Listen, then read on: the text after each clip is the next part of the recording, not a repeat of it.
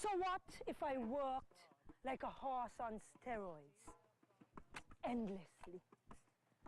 Sun like a colluding enemy, sapping all my energy. Busy fingers, body sore, working hard to fill another's chest, who didn't deserve even the least, but only got the best.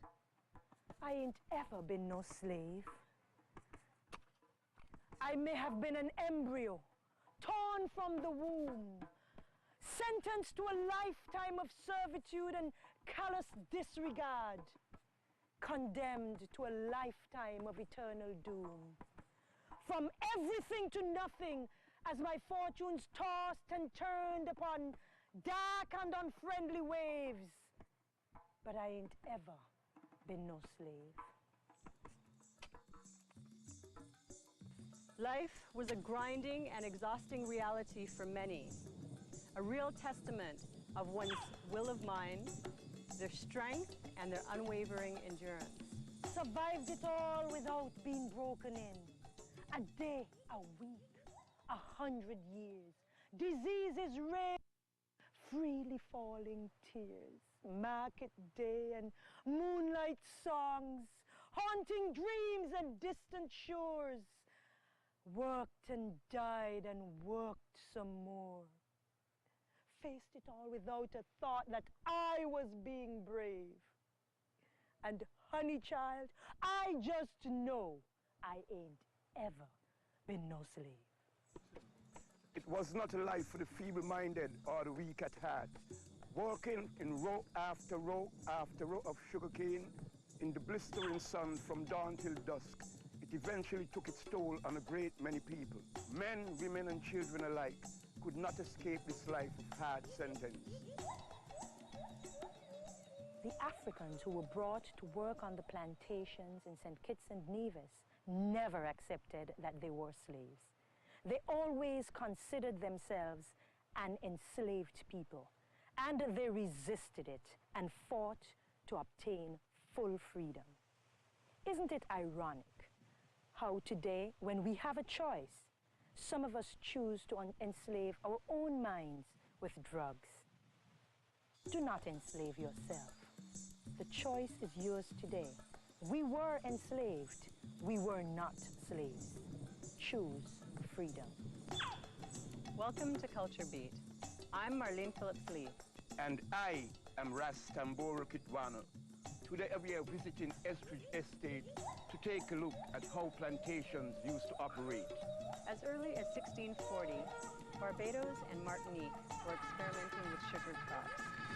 The French actually preferred growing sugar more than indigo. Its popularity grew quickly, and other islands in the Caribbean became consumed with harvesting sugar. Harvesting sugarcane was no easy task. It required a minimum of 200 acres of land and an extremely large labor force. But this did not sway the Europeans because slavery was on the rise. In the 1670s, the demand for slaves was so great due to the growth of sugar plantations that a slave market was set up on Nevis named the Royal African Company. Slaves were kidnapped from their native lands of Africa, India, and Hong Kong, then forced to endure a harrowing journey overseas. Upon arrival in a foreign land, they were washed, oiled, and paraded through town to be auctioned and distributed to various plantations to work in the fields. In most cases, they were separated from their families and even from their own tribes to prevent them from uniting forces and uprising against their captors. Estridge Estate was named after its original owner, Mr. John Estridge, who enjoyed prosperity from harvesting sugarcane like other Europeans who had migrated to St. Kitts. When he died in 1892, he was succeeded by his son, Henry Watton Estridge, who was nominated by the family members, 4 of whom had shares in the family business, to represent their interests. The 4th share in the business was held by J.W. Jenkins-Skip Mortgage Company. In 1895, he purchased a piece of land situated in the middle of Estridge Estate. To fulfill his new responsibilities as estate supervisor, he traveled from England to St. Kitts with his family to inspect his newly acquired property. He was impressed to see that his father had run the estate successfully, but did he have what it would take to continue his father's legacy? The cultivation of sugarcane was an arduous prospect, but very rewarding. As an estate owner, it was necessary to have a significant amount of capital. Buildings had to be erected to support the process. A large labor force had to be employed to harvest the crop, and equipment had to be purchased to transport what was reaped. Without all these things in place, a whole crop could be lost. Initially, each estate grew and processed its own sugar cane. First, the land had to be prepared by removing large trees and bushes. Then trenches were dug and holed to receive old cane stalks. Planting had to take place during the rainy season to give the crop a good start. If planting went well, 16 months later, a healthy crop was ready for harvesting. Next, the sugarcane had to be processed in a mill, which was mandatory for all estates. Whether mills operated by wind, water, or cattle, they all served the same purpose, which was to extract the juice from the sugarcane. A shaft of 3 or 4 rollers standing vertically in the center of the mill would rotate while the cane stalks were forced between them. The pressure would subsequently squeeze out all of the juice. Strategically placed pipes and gutters would lead the juice into the boiling house for further processing. Next, limestone water was added to the juice to remove impurities, and then it was boiled in copper kettles until it was ready. Boiling houses usually put the juice through a series of 3 boilings, each one hotter than the next. When the juice was ready, it would be put into trays to cool, then packed into containers referred to as hogsheads, which were stacked to drain. The product of this process would be muscovado sugar, a raw brown sugar. To make refined sugar, raw sugar was placed into a cone-shaped clay pot and set onto a rack for a few days. When the plug in the bottom of the pot was removed, molasses that had settled would be drained off and distilled into rum. The sugar removed from the clay mold was called a sugar loaf.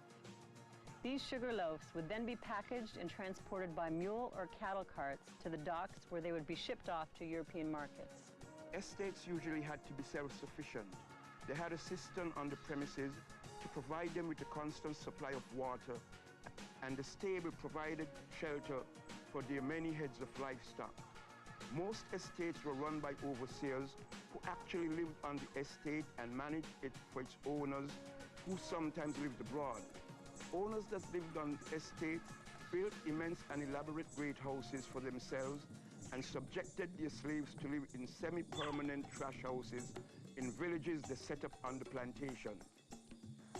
The sole purpose of slaves was to work the plantation, which in the eyes of their owners did not afford them the right to live in luxury.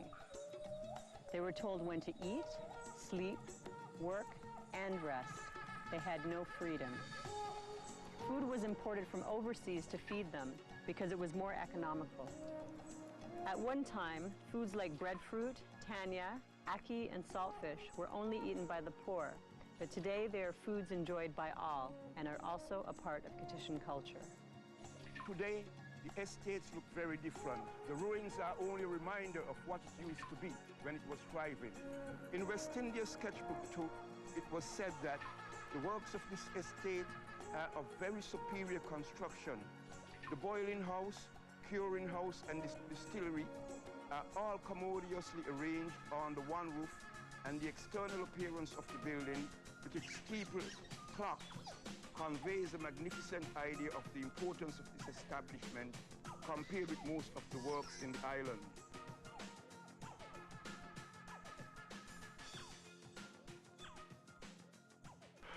I'm Dr. Frank Irving. I'm professor of psychiatry at McGill University in Montreal. director of the neurobehavioral laboratories of the Allen Memorial Research Institute, and director of the Behavioral Science Foundation, which has been resident here at Estridge since about 1970.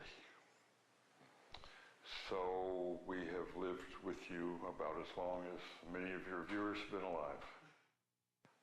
My interests, as you might guess, are the relationship between brain and brain evolution and disturbed behavior. I'm a psychiatrist. I'm interested in the painful states of the human condition. The monkey is, of course, a model for man, for me.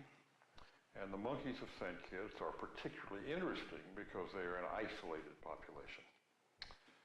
And so I use them to study in a systematic way the relationship between brain structure, brain chemistry, brain endocrinology, and behavioral manifestations. And so over time, we've done a variety of different sorts of studies. One right now that's quite important for us, that's coming to a peak after more than a decade of work, pays attention to a subgroup of monkeys who prefer to drink beverage alcohol to anything else. And given access and left to their own devices, they will drink to coma, kill themselves within about 3 months with liver or heart disease. So in many ways, they behave very much like extremely severe human alcoholic cases. And so we have an opportunity with the monkeys to look at the genetics of that and the processes that underlie it. So it's that sort of problem that we are interested in. And Estridge, as you may know, was one of the great and very wealthy estates of the island. There is a plot of land up here that SSMC now controls, which 40 acres grows more cane per acre, more sugar per acre than any other spot on the island, like 2 to 1. Very fertile. We're in the rain shadow of the mountain. We get lots of rain every year. We have 40 feet of volcanic topsoil. So this was a very rich place for a very long time. Out here, there used to be a training track where the blooded Irish stallions were brought in from Ireland to be trained for racing. The stables were over there. The estate started, the old building here was a cotton ginnery. And as you know, cotton, tobacco, and indigo were the early crops till the loyalists fleeing the American Revolution brought the boll weevil to the islands and wiped out the cotton business, so to speak. And in the meantime, the Sephardic Jews had come up from Brazil and brought the sugarcane technology with them that they had brought out of Mallorca and the Middle East there. When cotton went out, actually, the big old building became the first and biggest slave hospital on the island. And in the National Archives, at the bottom of the government house, I found medical reports from that period of the slave doctor taking care of the cases that came through. And a lady named Congo Lil was sick with a bad tummy and so on and so forth. It was a fascinating account. It was a rich enough estate that it had visitors from around the world. It's mentioned and described in the journals of a lady of quality, for example. And many of the 18th and 19th century travelers were put up here. They were hosted.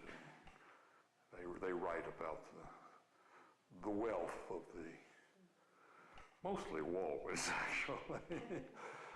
The romantic part of the story here was that around the turn of the century, late 1890s or thereabouts, the manager of this state was a man of color. And it was owned by a resident couple of very British persons who had one daughter. And the daughter fell for the manager.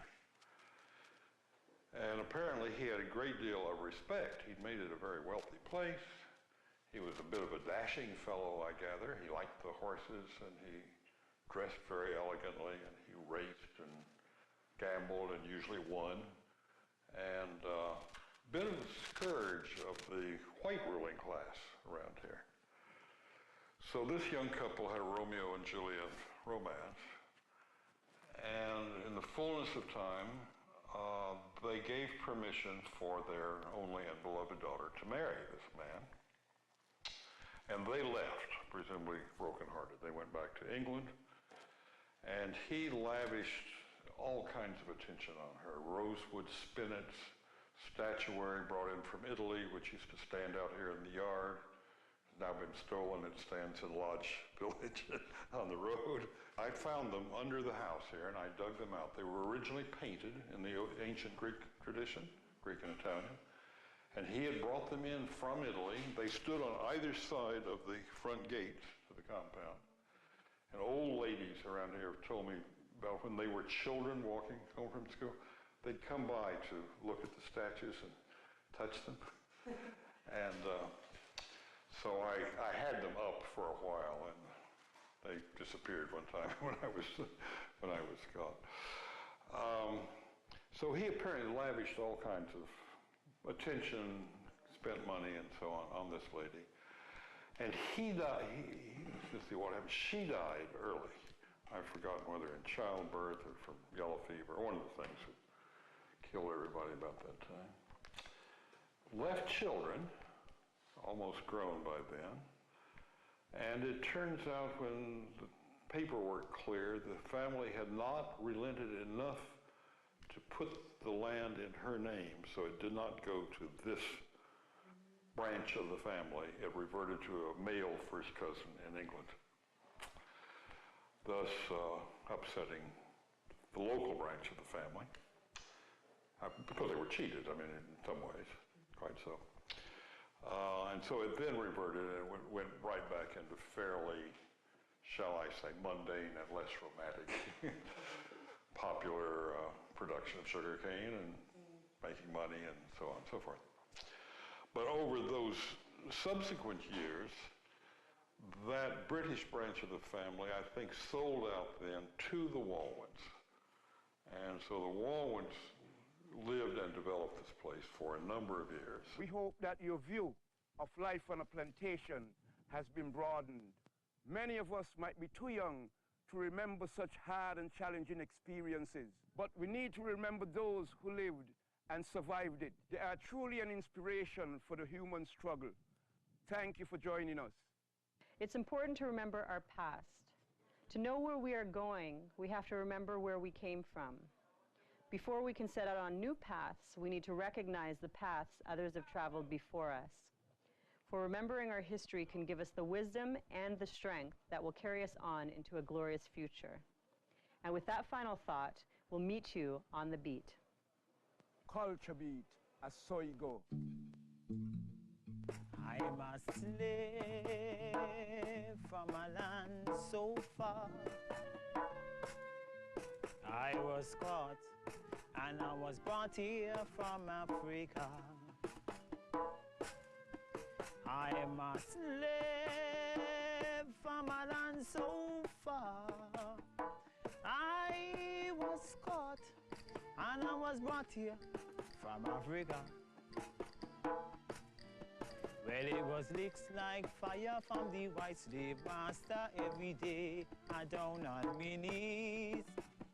Weeks and weeks before we cross the seas to reach to the West Indies. You know they make me work. Yes, I work so hard each day. And then I toil and toil and I toil and toil so hard, no pay. I'm dying.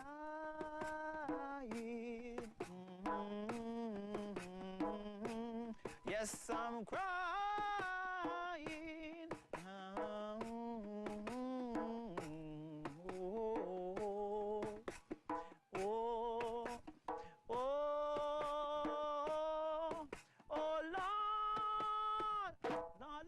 To be free.